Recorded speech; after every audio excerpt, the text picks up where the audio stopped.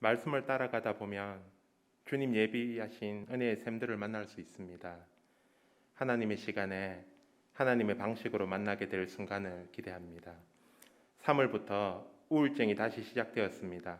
감기처럼 지나갈 때도 있지만 한두 달씩 머물 때는 제 감정 속에서 일어나는 일인지 정상적인 반응인지 분간하기가 어렵습니다.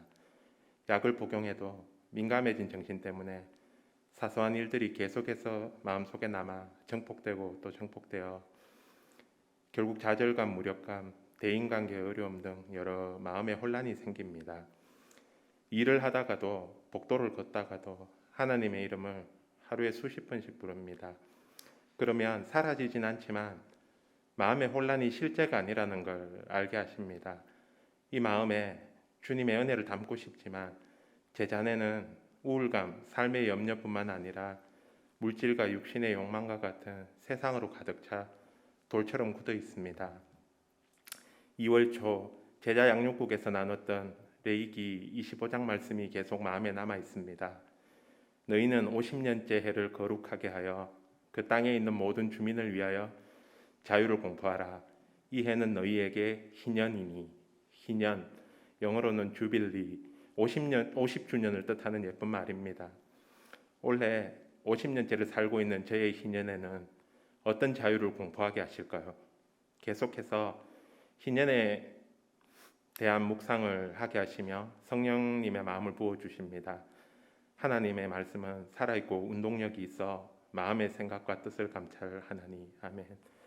그렇게 믿어오던 제 의지 생각과 마음 깊은 곳에서 마치 실존하는 형상 같은 감정들이 사실이 아님을 주기적으로 겪게 하십니다.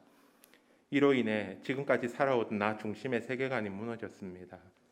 자, 곧 내 감정의 포로로 삼았던 심령이 이 질병으로 자유하게 되었음을 공포하게 하십니다. 온전한 회복을 허락하실 줄 알지만 그리 아니하실지라도 주님의 손을 붙잡고 살아가게 하시면 이도 하나님께서 최선으로 인도하시는 크리스찬의 삶으로 받겠습니다. 노인받은 제 심령이 주님을 찾기에 갈급하나이다. 몇 주 전 교회 집사님들의 자녀들이 가지는 마음의 어려움을 나눴습니다. 한 아이는 또래 아이들과 함께 하지 못하고 뒤쪽에 앉아있다 집으로 돌아간다고 합니다. 저는 그 아픔을 전적으로 공감할 수 있습니다. 때로는 저도 마음이 모임에서 뒷걸음질 칠 때 심장이 막 뛰기 시작합니다. 50대인 저도 멀찍이 떨어져 앉아있고 싶고 집으로 돌아가는 생각을 하며 이런 약함에 제 자신이 또 찔려야 하는 정죄감을 겪는다고 말해주고 싶습니다. 다리를 접질려서 살짝 절뚝거리는 것처럼 머릿속 신경 호르몬 조절에 아주 미세하게 이상이 생겨서 잠시 마음이 절뚝거리는 거라고, 잠깐 동안 아픈 거라고, 괜찮다고 이 자리에서 꼭 말해주고 싶습니다. 예수님께 꼭 붙어 있기만 하면 이런 약함 안에서 하나님의 능력이 온전해진다고, 이런 우리를 통하여 하나님의 영광을 드러내실 거라고 말씀이 증거하고 있기 때문입니다. 다른 사람의 아픔을 전적으로 공감하지 못하던 눈먼 저를 예수님의 긍휼함으로 다시 보게 하십니다. 또한 주님은 눌려있는 저를 자유롭게 하십니다. 제 잔을 비워내지 못해 주님의 은혜를 담지 못한다는 눌린 마음을 자유롭게 하십니다. 제 작은 잔으로 하나님의 광대하신 은혜를 담겠다는 인간적인 생각의 우둔함을 일깨워 주십니다.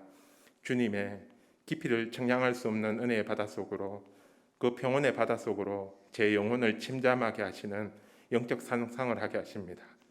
그렇게 말씀 안으로 부르십니다. 저를 위해 3500년을 기다려오신 말씀, 희년, 주빌리. 예수님께서 주의 은혜로 다시 희년을 말씀하십니다.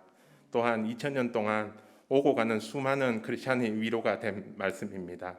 누가복음 4장 18절 19절. 주의 성령이 내게 임하셨으니 이는 가난한 자에게 복음을 전하게 하시려고 내게 기름을 부으시고 나를 보내사 포로된 자에게 자유를, 눈먼 자에게 다시 보게 함을 전파하며 눌린 자를 자유롭게 하고 주의 은혜를 전파하게 하려 하심이라 하였더라. 아멘. 말씀으로 늘 함께 하시는 주님 사랑합니다.